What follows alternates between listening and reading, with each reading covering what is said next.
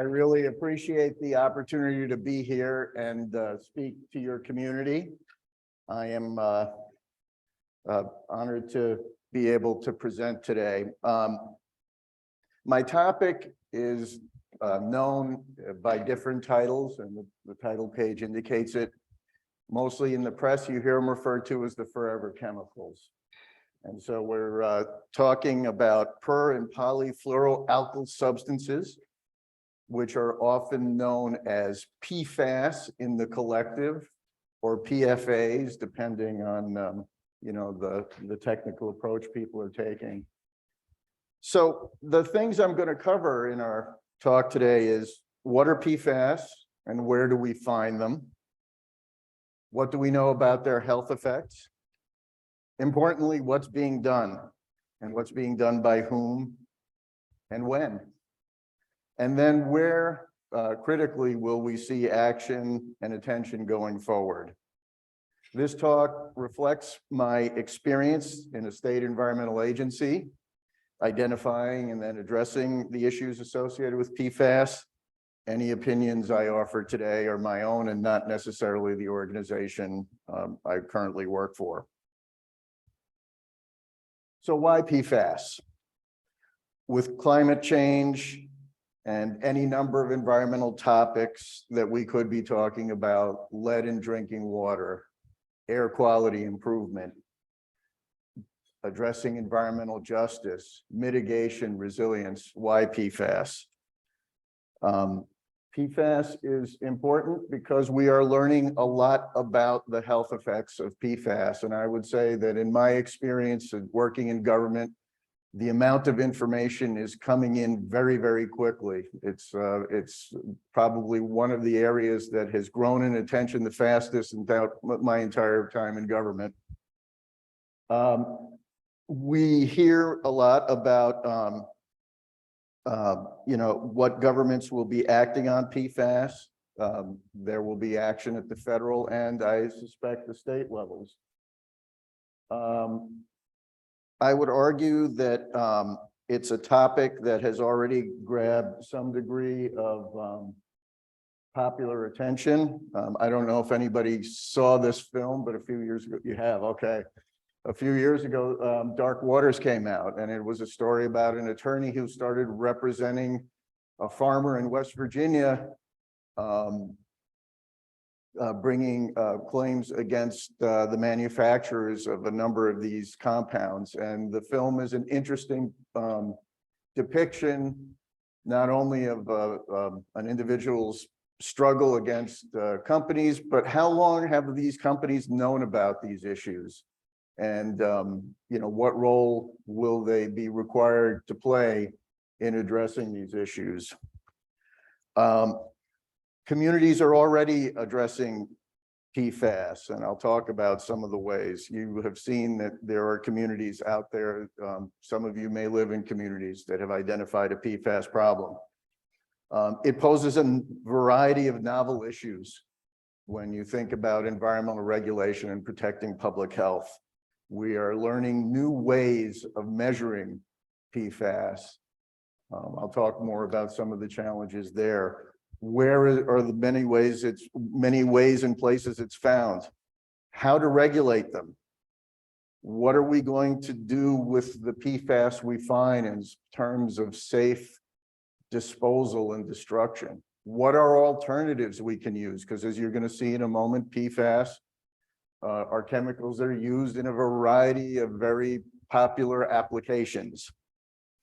And anytime you look at something like this, I would submit that, it becomes a learning experience. This will not be the last contaminant that we discover, or a contaminant that we already know about, that we learn more about. And what are the lessons we can take from learning about PFAS and apply it to our thinking about other efforts by government and by the health sector and by others who care about protecting public health and the environment. So what are PFAS? When we talk about PFAS, we are talking about a class of synthetic organofluorine chemical compounds that have multiple fluorine atoms attached to the alkyl chain.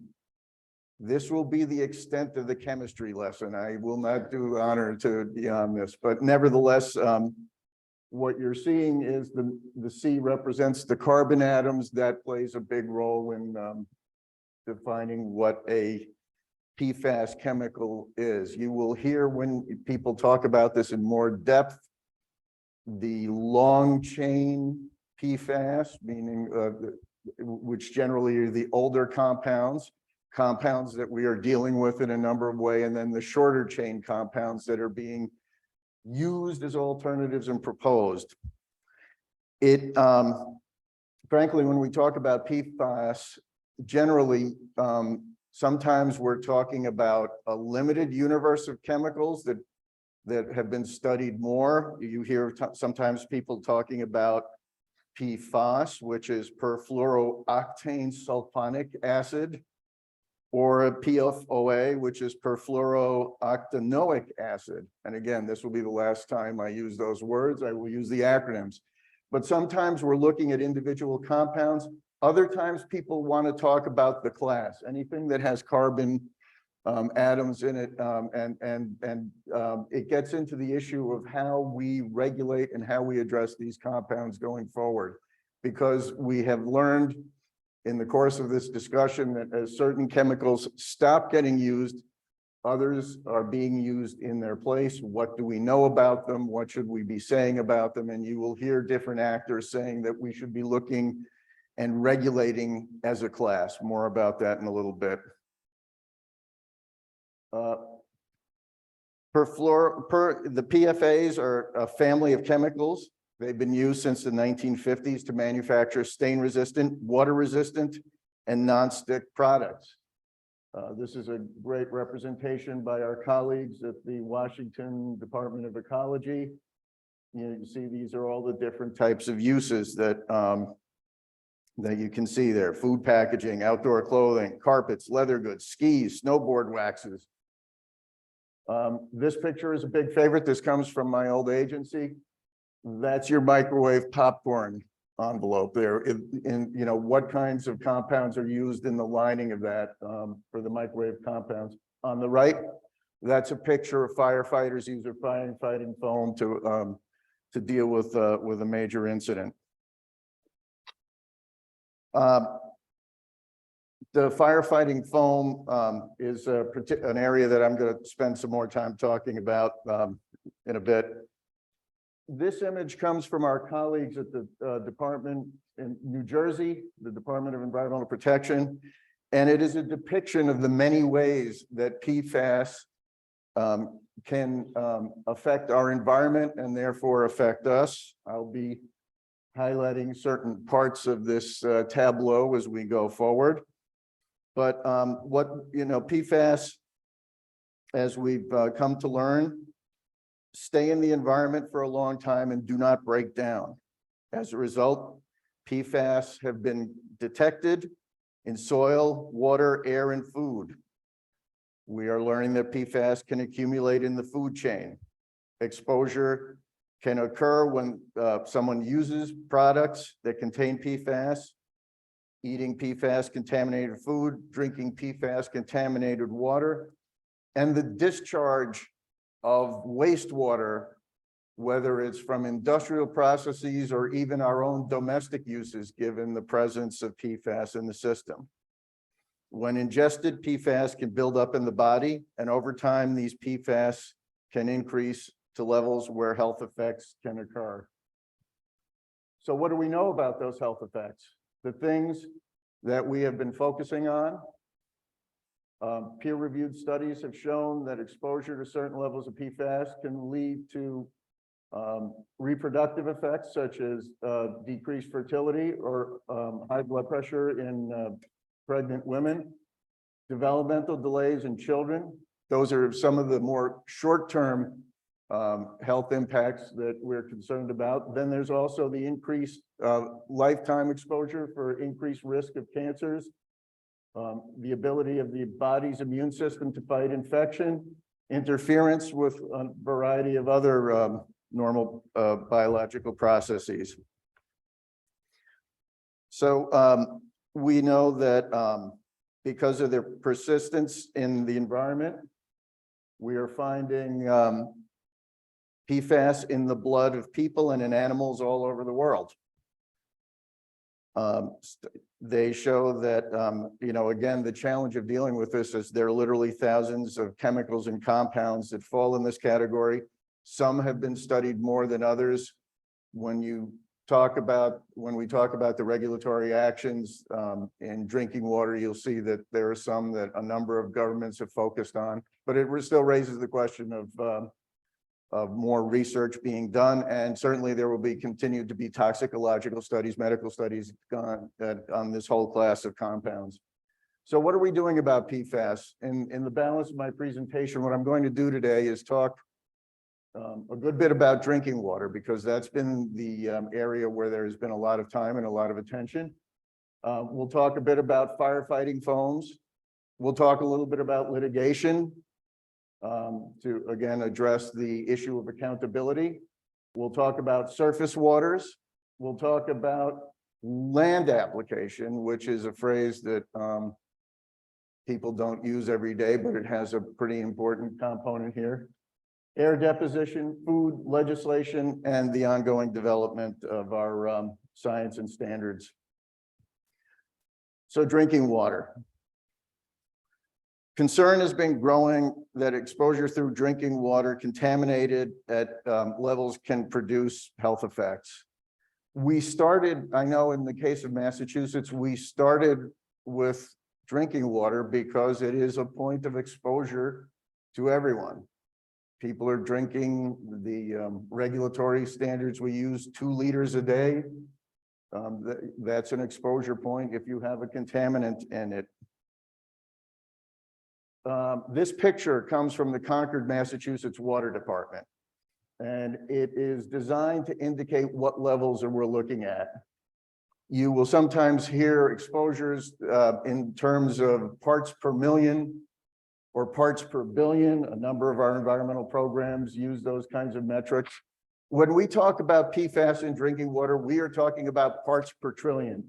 So it's not that little pool, it's an Olympic-sized pool. Since that we've been talking about those levels for years, and the debate is actually suggesting that those levels will become even more conservative. I'll talk about that in a moment. As I noted earlier, a number of state governments, including Massachusetts, started developing drinking water standards a few years ago. Ideally, these standards are set by the federal government under the Safe Drinking Water Act. But over the last 25 years, no new drinking water standards have been set. So states have been moving ahead. They've developed standards and advisories. With those standards and advisories, particularly with standards, come requirements for public water systems to test. And if they find exceedances, then they need to take measures to educate the public and to take short and long-term measures to limit exposure. You can see from this slide that the states that went early are states like New Hampshire, New York, New Jersey, Vermont, California, Michigan, and Minnesota. And then Massachusetts also took measures to set drinking water standards. And those standards were set in 2020. Those standards were set at the same time as we set cleanup levels for contaminated soil and contaminated groundwater using the same science that the MassDEP Office of Research and Standards developed by looking at all available toxicological data and consulting with an advisory group. MassDEP regulates 6 compounds. In other words, I won't go into all the acronyms, but 6 specific chemicals that it was finding in the drinking water, and in which there was data that suggested a link to the health effects that I was talking about earlier. The rules, recognizing that the science is changing quickly on this, also has a program review in 3 years, and that is going to start in 2023. In other words, there's additional information coming in all the time. This is a picture from the MassDEP story map. In other words, all the results that the state has gathered is in this one place, and you can find it in any number of ways, including the communities, the levels, and some link to what kinds of actions they're taking. In Massachusetts, there are over 1,600 public water systems that serve big communities like cities and towns, and smaller units like a condominium building. In other words, there are certain definitions under federal law that makes you a public water system, and they go from the very large to smaller units. Using $10 million of funding that the legislature provided to DEP, DEP paid for the first round of testing of both public systems, and then also testing for private wells in 80 communities across the Commonwealth that aren't on public water and where people have their own wells. As in other states, we did find evidence of PFAS contamination.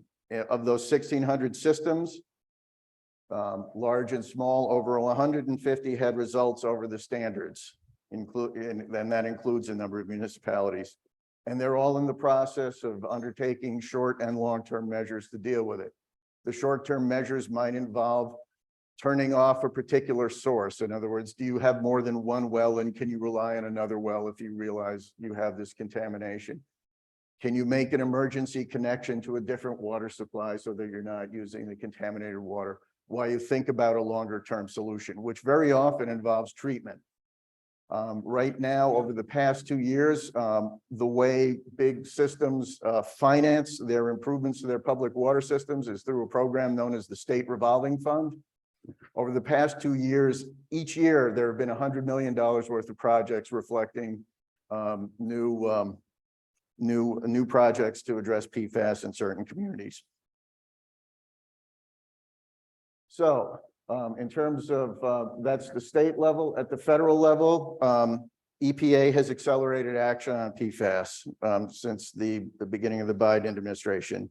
Last year, EPA announced its intention to develop drinking water standards for 2 compounds, the ones I mentioned before, PFAS and PFOA, the older compounds that we seem to be finding in a lot of water supplies. Compounds often used in industrial processes and firefighting foam, when they're used for fire suppression purposes. A draft drinking water standard is going to be published by EPA imminently, anytime now. They had originally hoped to do it by the end of 2022.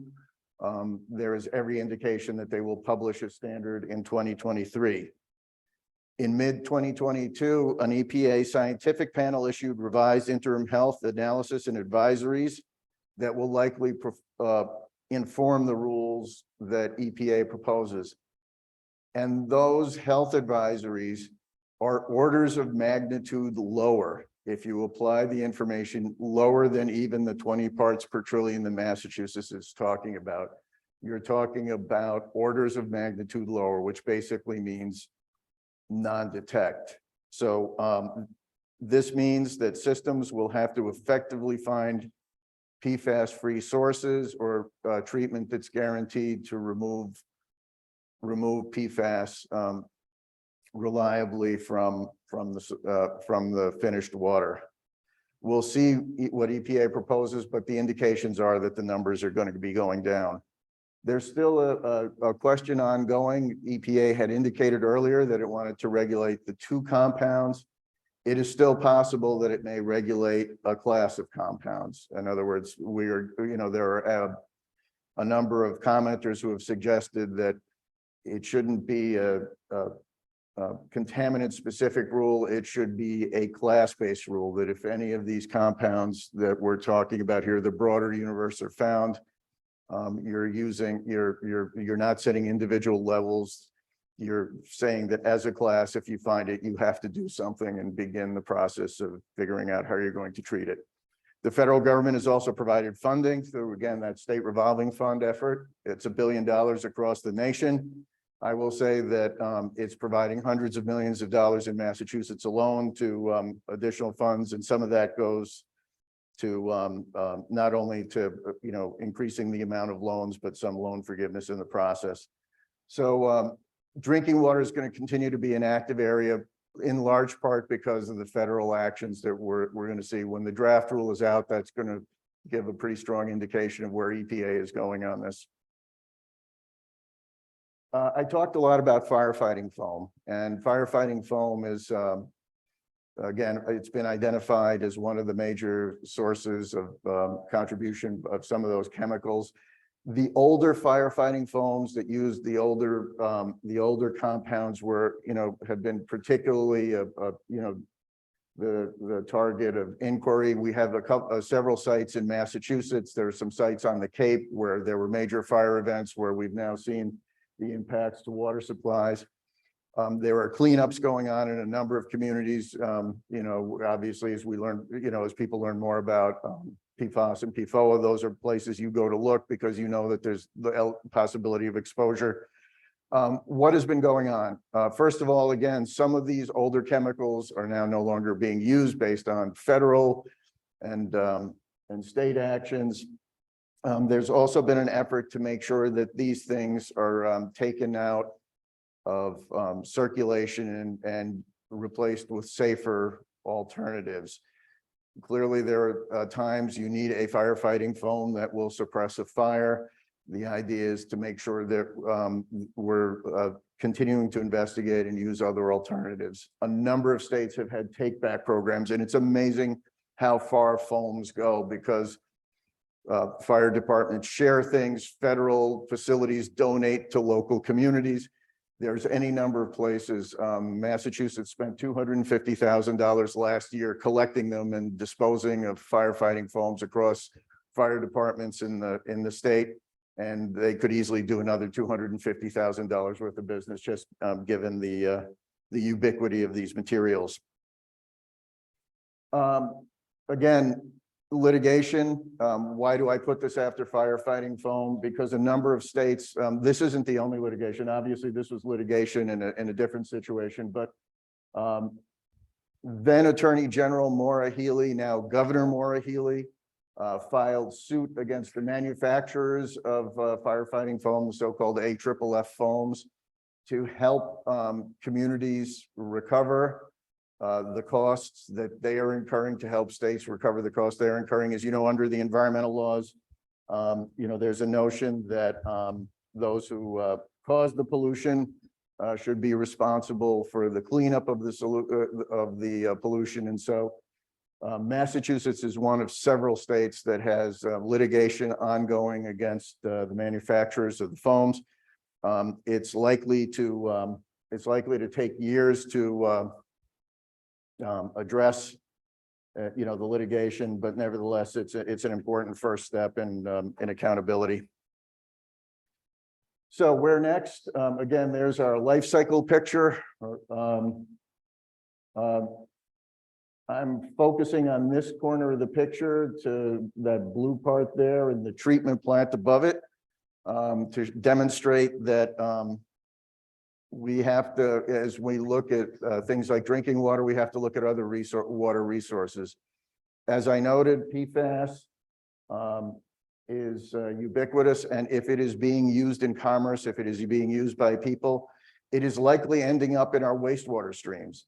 And our wastewater streams very often discharge into our surface waters, which have impacts on water quality, which may have impact on aquatic life. And so there's started to be work to study what is going on in terms of discharges to water bodies. Should standards be set? Is this going to be the new area of setting standards for permits related to those kinds of discharges, the so-called NPDES permits done by the US EPA? Massachusetts did a study a few years ago and found with the help of USGS that this represents the 27 watersheds across Massachusetts, the major rivers. Those triangles represent sampling points where we found PFAS. I would say that in each of the 27 major watersheds, we found PFAS at different levels. It tended to correlate to areas that had wastewater discharges. or industrial activity. But there were certain areas where we didn't find that, and that leads to the question of, are we seeing PFAS in the water as a result of air deposition from other things? Something that people are going to have to look at. I'll talk a little bit about air deposition in a minute. A byproduct of treating wastewater, and again, land application is a particularly obscure phrase for people that aren't living in government, but a lot of times when you treat water, you have byproducts. And I'm sorry, it's lunchtime, but those byproducts are known as sludge. And very often figuring out what to do with that sludge is a challenge, because you're either carting it away for disposal or you're finding some other use for it. And for a long time, sludge from these processes was viewed as a good thing to put, like a soil amendment or a fertilizer. Again, governments were taking a look and, to make sure that we understood the characteristics of the sludge. But the notion is that as long as you weren't seeing certain types of things in it, you would be able to use that for things like a fertilizer product, for either residential use or farm use. And it ended up being a cost-effective way of dealing with these materials. With the advent of PFAS, you now have the question of, is PFAS in the sludge? And studies are finding it. Maine, this is really hard to read, and I apologize for that, but they had a problem with a dairy farm. And they recognized that this dairy farm had a long history of taking wastewater sludge. It ended up translating, pardon me, into, what was it taken up in the grass and consumed by the cows, and then did it show up in the milk? That was the conclusions they came to. All of the states right now are looking at what to do about this sludge. Maine has gone the furthest. They have interim levels that they say that if you're above a certain level, you can't even put it on the ground. States like Massachusetts and Connecticut are doing a lot of research on it. And I wouldn't be surprised that if in 2023, Massachusetts and some of these other states also deals with it. That raises the question of then, what do you do with these products? Where does it go? Water safe methods of disposal or destruction? Again, this leads to the next question of, when we talk about destruction, one of the methods of destroying PFAS contaminated materials like those foams has been thought to be high temperatures, long-term exposures. And that is currently the way a lot of PFAS is dealt with right now. There is a concern by some stakeholders in this process that we need to be absolutely sure that we're right about this, because we do know that in certain industrial processes, you can have the situation where PFAS will be going up the smokestack into the atmosphere, landing on the ground, which itself becomes a contamination point that may ultimately affect the groundwater and is certainly affecting the lands. It is an area that I think a number of agencies are going to look at. So there's the question both of setting air quality standards. I think New Hampshire has an air quality standard based on its experience with the St. Gobain factory that was the result of a contaminated site. It discovered where it had data from the company demonstrating that there was PFAS in the emissions. But other communities, other states are going to be needing to address that, because if it's in the air, it's going to get deposited, and what are the impacts of it being deposited over a period of time? Consumer products is a really important area, and I think you're going to see a lot of attention on consumer products. Maine passed a statute, it went into effect this year, requiring manufacturers of products that intentionally add PFAS, that word is being interpreted right now, intentionally add PFAS, to report those results, and also to phase out the use of PFAS by 2030 There's a clause there that says it's going to be phased out unless the Maine DEP determines that, you know, it's an essential product and there's the unavoidable need for PFAS in it. Maine is busily implementing this ban right now and these new requirements right now on consumer products. I'll go back to consumer products in a moment. I just wanted to spend a little bit of time. You know, the implication of air deposition also gets into if it's in the water. This is a story from CNN just the other day by the Great Lakes where they found PFAS in fish tissue. And that gets into issues of consumption, what's safe to eat. It also gets into the issues of you know, the health of wildlife and ecosystems. So food is going to be an area that I think we're going to be seeing more attention to in terms of that. And that will involve not only the environmental agencies that are dealing with cleanup and regulation of the sites, that will involve public health agencies, that will involve agriculture agencies as we do that, as this goes further. In Massachusetts, you know, I know they're looking at certain shellfish beds to see the impact. They've looked at other types of exposure points based on particular sites with particular problems, but this is a growing area of inquiry. As I noted, legislation and laws, I think 2023 is going to be a big year for legislation, both in its implementation and the passage of new legislation. We have the Maine legislation. I mentioned the New Hampshire air statute. There are bans in certain states already for clothing. There are other bans for food packaging. This isn't even a comprehensive list.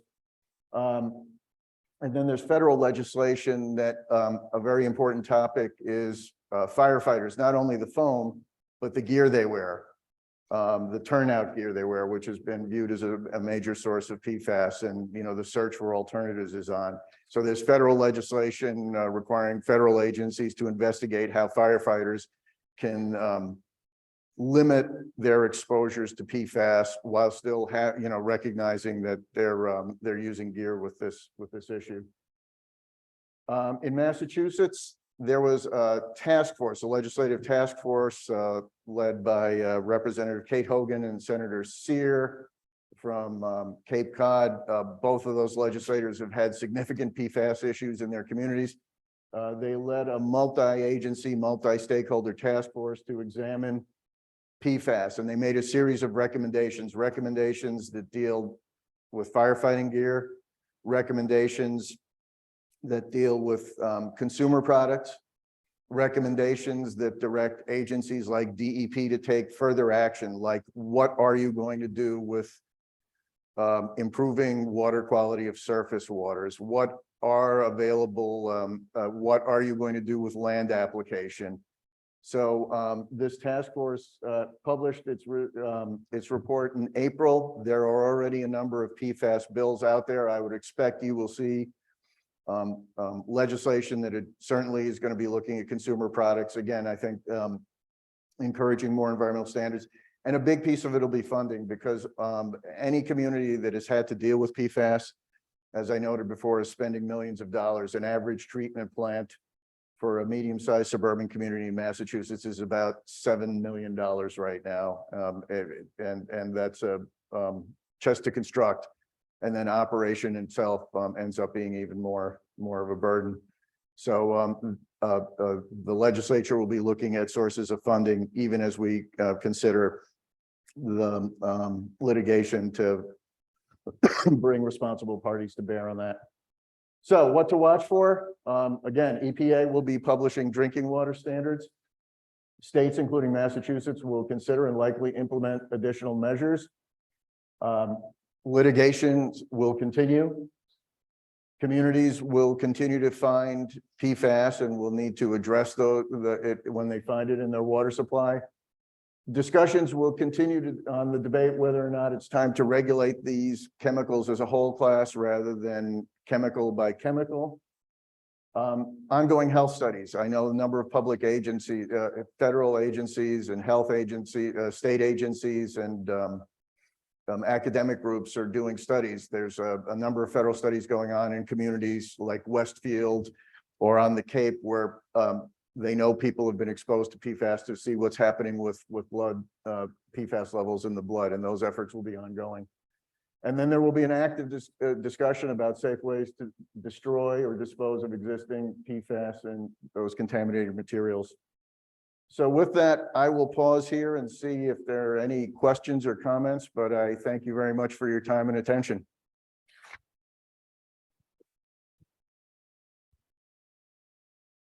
Thank you so much. Great timing. I guess I'll start us off with a question.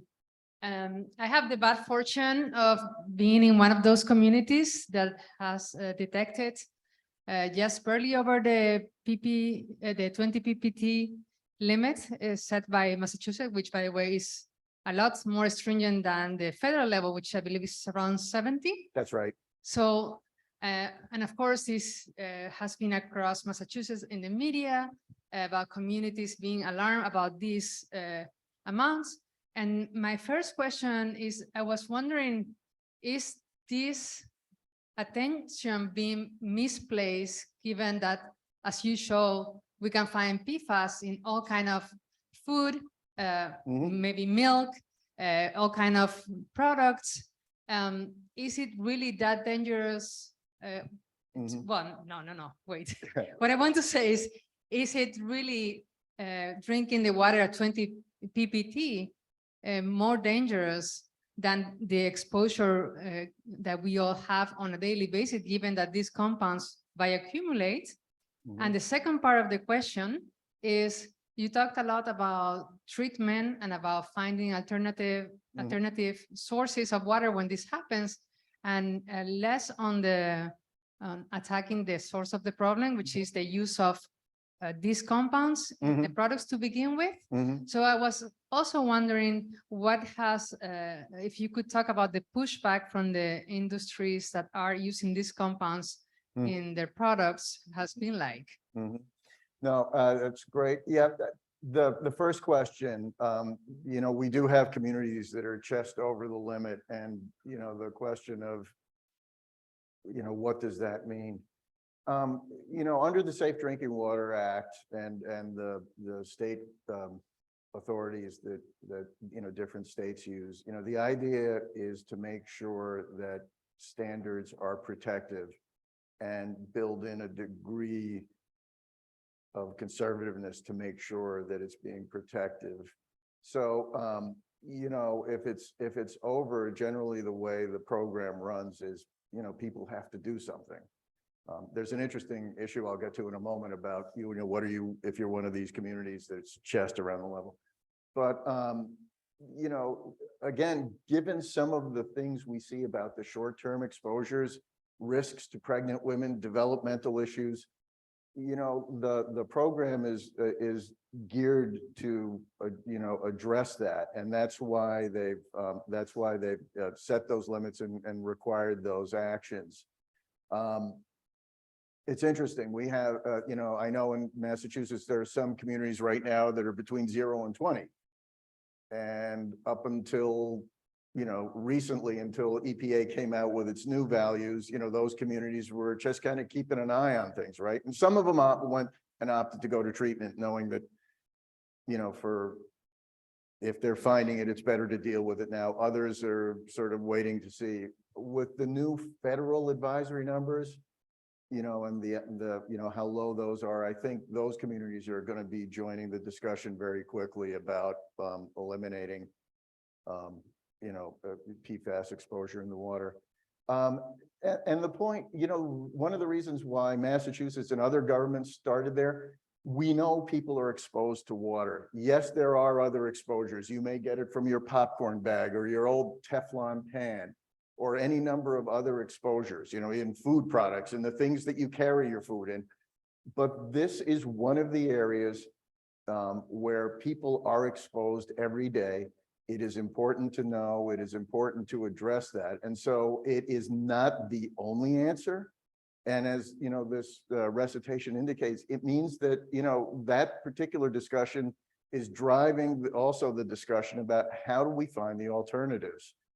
How do we find things that how do we get it out of commerce? And there actually the environmental community, the regulators and the people that provide the water are of like mind. Because when you're finding it in the water, you're finding it at the end. You need to be finding it at the beginning. And so that's why a number of these legislative efforts, I think, will be, EPA's taken certain actions to list PFAS, certain compounds on their chemical lists. There's studies, ongoing with respect to, what should come up next with alternatives. So I think, this is just going to be one of those areas that it will involve a discussion, not only about what we do to take care of the drinking water, but how do we keep from replicating the problem and dealing with it, further upstream in the consumer, in the consumer products and industrial processes. So I think you're going to see a lot of attention on that. People are going to be looking for alternatives.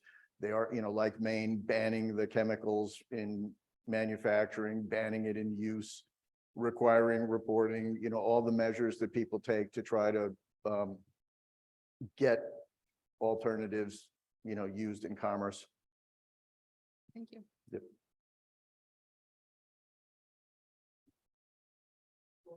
One second, can you hold on? We need the microphone for people on. We call it, it's called the forever chemical. Is it true that the half-life is infinity? Is it with us forever? No, and I'm not going to exactly recite. It does slowly come out.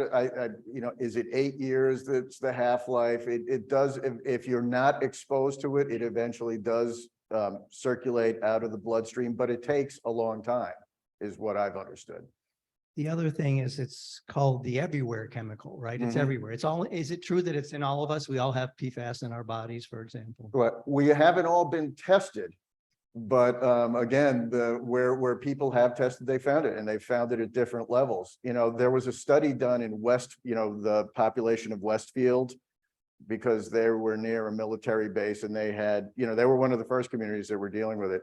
And there's enough data out there to show that, people, the levels of people that were on that water system tended to be higher than people in communities elsewhere. There, I think one of the national health agencies did a study of several sites where, several parts of the country, I should say, so there's like, what's the national average versus what's an average of somebody that encountered a higher level based on some form of exposure to contamination. So yeah, I wouldn't be surprised that it's in everybody's bloodstream at what levels.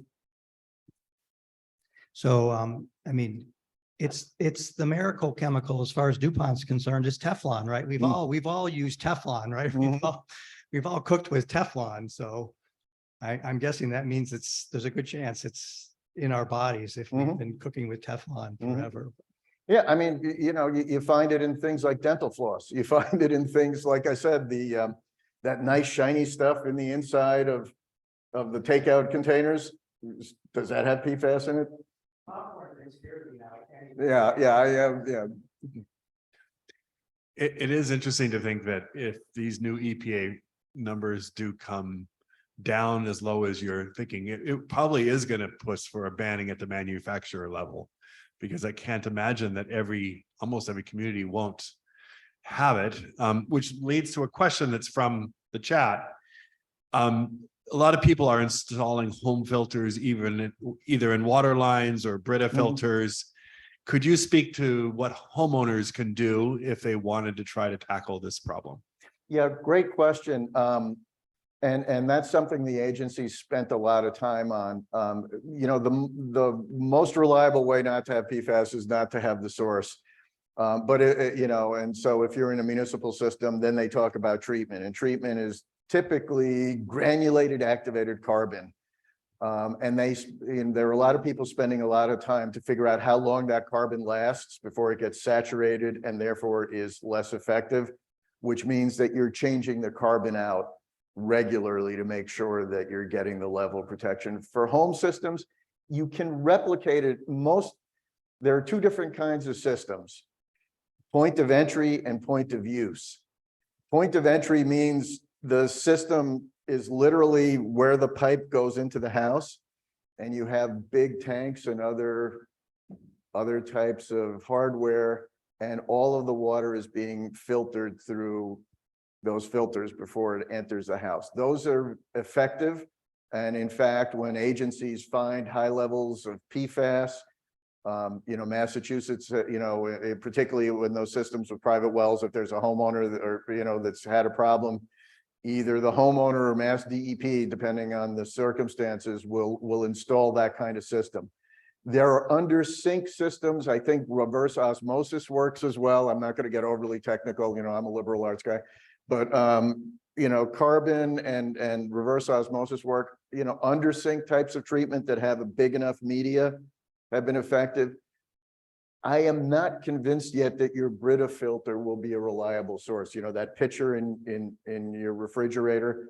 They've made representations about 70 parts per trillion. But again, if you're in jurisdictions that have lower values, I haven't seen that. I think it's Underwriter Laboratories certify, how good, how low the water will be cleaned to. And so I think, for homeowners, it's probably either a point of entry system or a bigger point of use system. Bottled water, that's a short-term solution. That's not an ideal long-term solution, but the smaller the treatment, the smaller the amount of carbon, the less certain you are to get that kind of guaranteed reduction.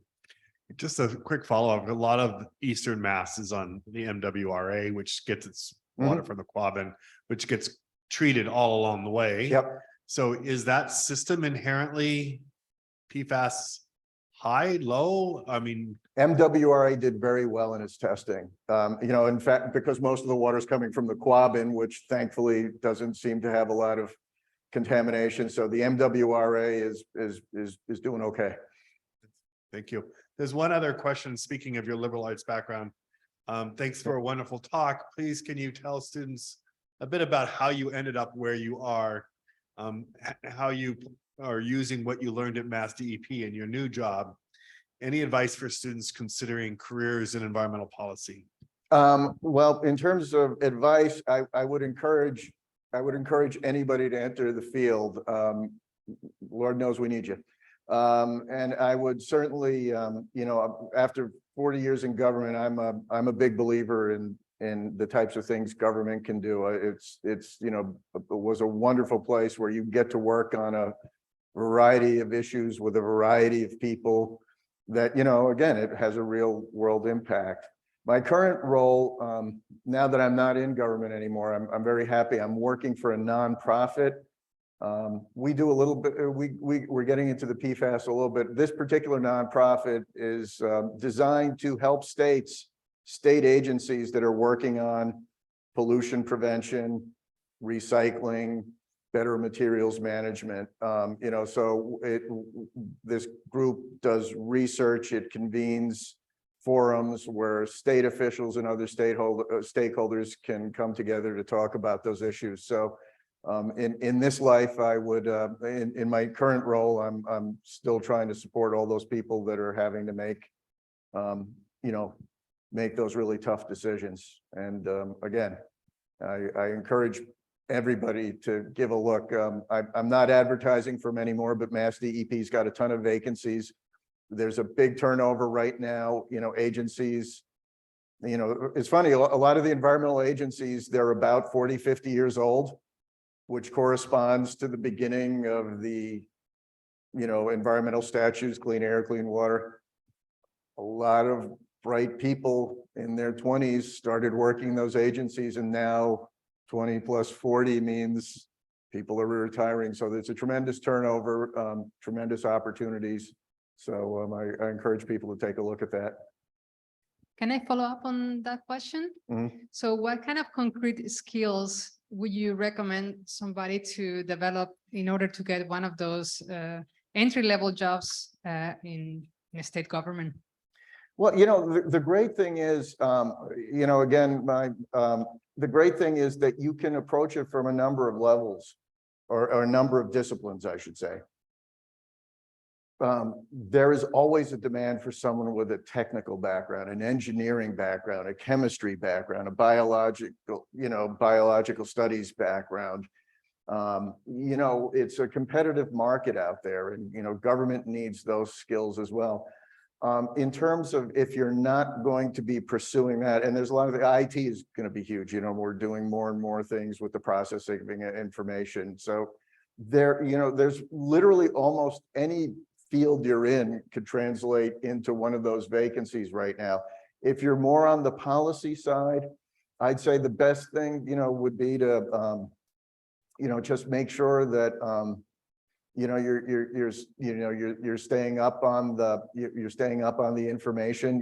There are a lot of entry-level positions now where you can learn an awful lot, entering the workforce. If you're somebody that's got, really good skills in terms of being able to analyze information, being able to process information and use it, you will do all right. I mean, an environmental agency, people think, you need economists, you need contracts people, you need lawyers always. You need, people that have policy background, masters of public policy, bachelors in public policy. There's really every discipline, I would argue could find a home in government or find a home in one of these nonprofits that, and there are a number of amazing environmental advocacy organizations here in Boston that also use those talents. Media too, marketing, if you like to write, agencies that have to explain stuff like this, the people that can boil things down and turn them into accessible information is a much valued skill. Great, thank you. Any other questions for Mr. Suuberg? If not, let's thank him one more time. Thank you. Thank you for having me.